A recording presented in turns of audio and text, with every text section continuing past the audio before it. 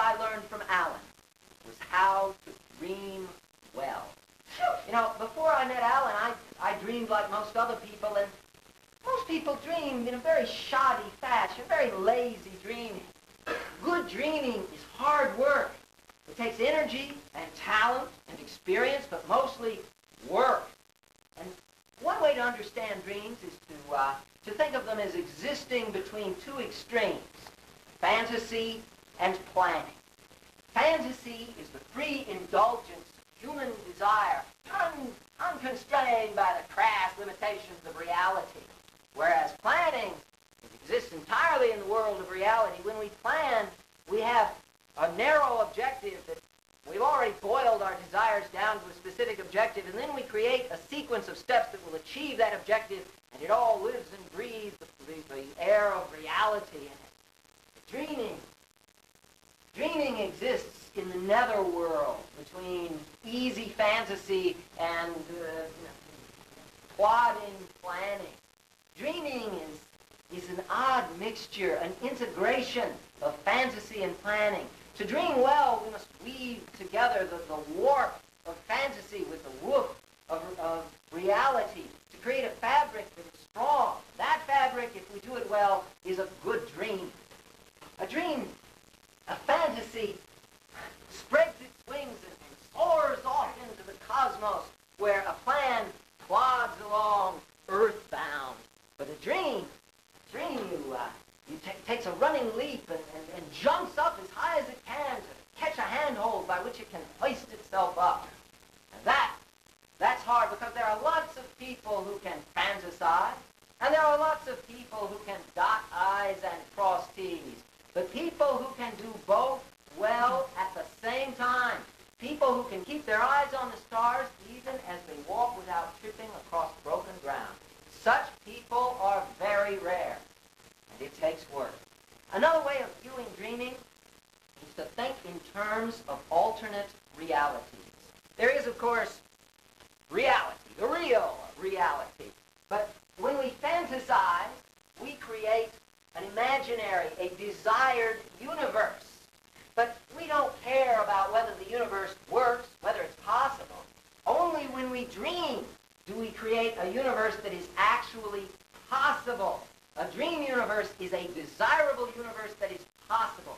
And that means that we have to work out the ramifications of our fantasies. We have to figure out the consequences and how everything fits together. Oh, sure, I can fantasize about Sally's sex bomb. I can fantasize about what it would be like to go to bed with Sally's sex bomb. But if I'm going to dream about Sally's sex bomb, well, then I'm going to have to think about where we're going to live and maybe whether we're going to have children and who's going to do the dishes. That's part of the dream, too. So, under Alan's goading, I set to work to dream about computer games. Most people, when they dream, they draw a sketch of the dragon, but they do it in pencil, and all they do is sketch out the barest outlines of the dragon. Under Alan's goading, I had to fill in every detail. I had to see every scale, every eyelash. I had to know what was inside the dragon, where the kidneys were, how big the lungs were, and what the skeletal structure was. And so it took me a year and a half just to hammer together my basic dream. I worked as part of this, as an exercise, I wrote a book, The Art of Computer Game Design, and that was really an exercise to help me dream more clearly. And by 1983, I had my dream. I could see the dragon clearly in my mind's eye. Let me tell you about my dream. I dreamed of the day when computer games would be a viable medium of artistic expression, an art form. I dreamed of computer games encompassing the broad range of human experience and emotion. Computer games about tragedy or self-sacrifice, games about duty and honor, patriotism, satirical games about politics, or games about human folly, games about man's relationship to God or to nature, games about the passionate love between a boy and a girl, or the serene and mature love between husband and wife of decades. Games about family relationships, or death, mortality,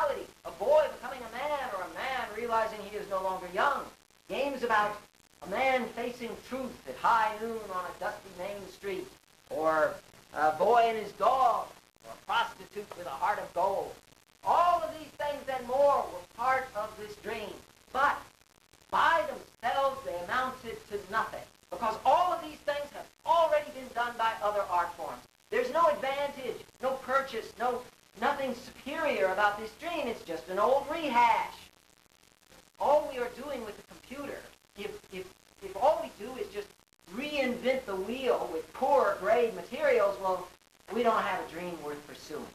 But there was a second part to this dream that catapulted it into the stratosphere. The second part is what made this dream important and worthy.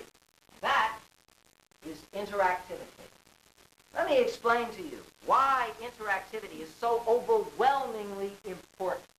Let me talk about the human brain.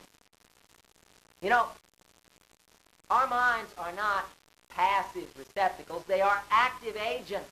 It's not as if we have a button on the side of our head, and they come along and push the button, and the top of our head flips open, and then they take a pitcher full of knowledge and pour it into our skull.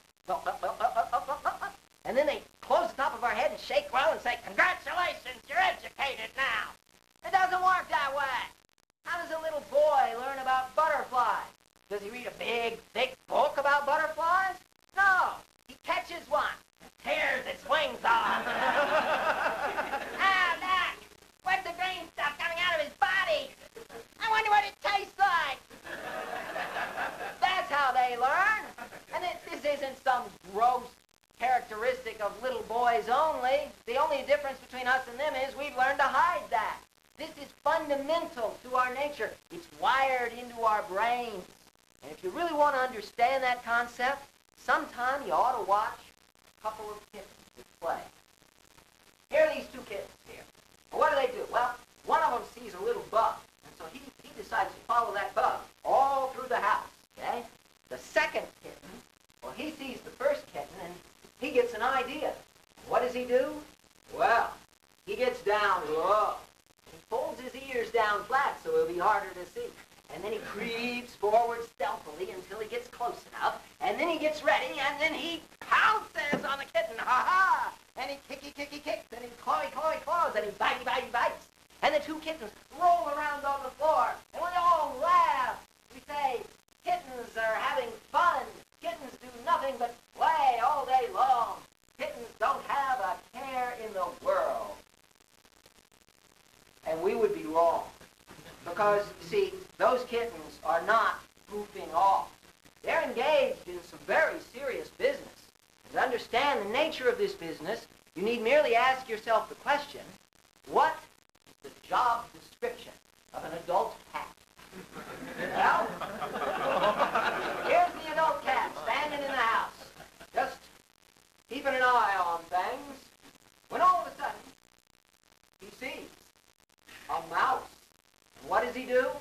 Well, he gets down low, and he folds his ears down flat so it'll be harder to see. And then he creeps forward stealthily until he gets close enough, and then he gets ready, and then he pounces on the mouse, ha-ha! And he kicks, and he claws, and he bites. And that's how adult cats earn their living. So you can see, except at my house. So you can see, these kittens are not wasting their time in idle entertainment. They're engaged in job training. This is serious business for them. You don't see a bunch of kittens lined up in nice, neat rows with some old geezer of a cat standing at a chalkboard drawing anatomical diagrams of mice with approach angles and attack vectors. They don't do it that way. All the higher mammals learn by playing, by doing, by interacting. And indeed, the higher the mammal, the more of its life it spends in play to prepare itself for adulthood. So you can see, this active role of the mind is fundamental to the way we think. It's wired into our brain.